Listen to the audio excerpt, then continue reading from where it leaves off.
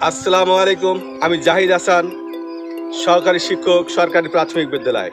আমি আজকে আপনাদের সামনে একটা মজার ভিডিও নিয়ে আসছি।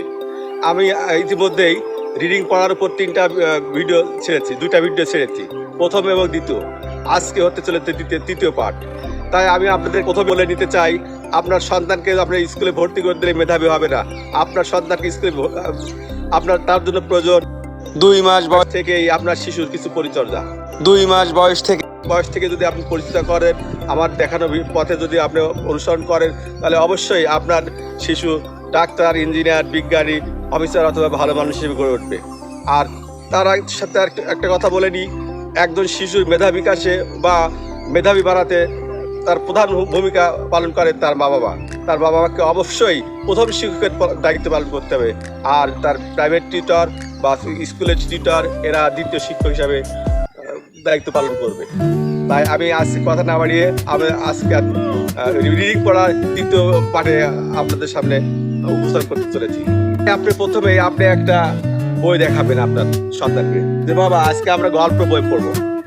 যদি বলে গল্প বই কি পড়বো, দেখো তো এখানে কিসের গল্প লেখা রয়েছে, কিসের ছবি দেখতে পাচ্ছ। তখন হয়তো বলবে কাক ও কলসের গল্প।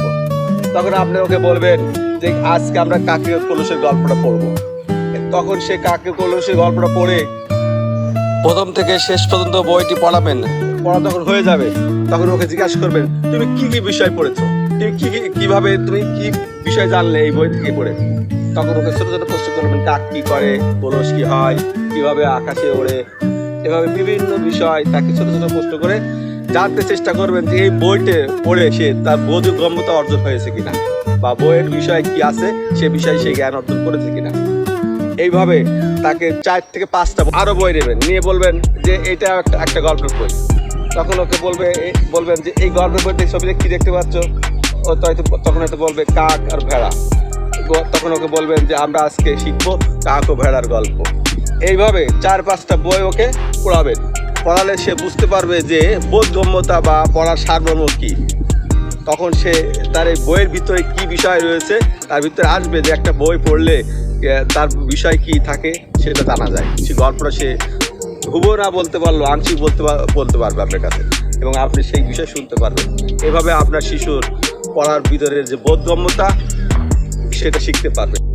আপনার সন্তান হয়তো গল্পের বই পড়তে চাইবে না, কিন্তু তাকে পড়ার জন্য পুরস্কার ঘোষণা করুন, অর্থাৎ তাকে উজ্জীবিত করার জন্য কোনো গিফট ঘোষণা করুন, তাহলে সে পড়তে আগ্রহী হবে। এই কৌশল প্রয়োগ করতে পারে। তাহলে আমরা রিডিং পড়ায় প্রথমে আমরা শিখেছি যে কীভাবে রিডিং পড়া শিখতে হয়। দ্বিতীয় পাঠে শিখেছি আপনাদেরকে কীভাবে সাইনবোর্ড বাইরে নিয়ে যে সাইনবোর্ড দেখিয়ে বিভিন্ন লেখা দেখিয়ে আপনার সন্তানকে আপনি রিডিং পড়ায় কীভাবে উৎসাহিত করবেন।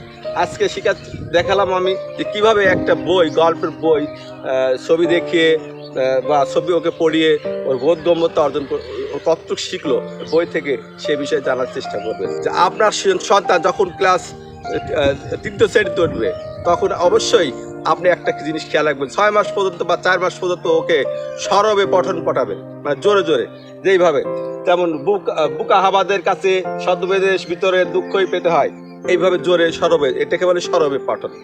আর নীরবে পঠন কিভাবে দেখেন, মনে মনে পড়বে, জিভি ঠোঁট নড়বে না, মুখ নড়বে না, শুধু মনে মনে সে পড়বে। এভাবে এতে কি হবে, আপনার শিশু অনেকক্ষণ ধরে তার পড়ায় মনোযোগী হবে এবং পড়তে ভালো লাগবে, এবং তার মাথার ব্রেনে কোনো কষ্ট হবে না, চাপ পড়বে না।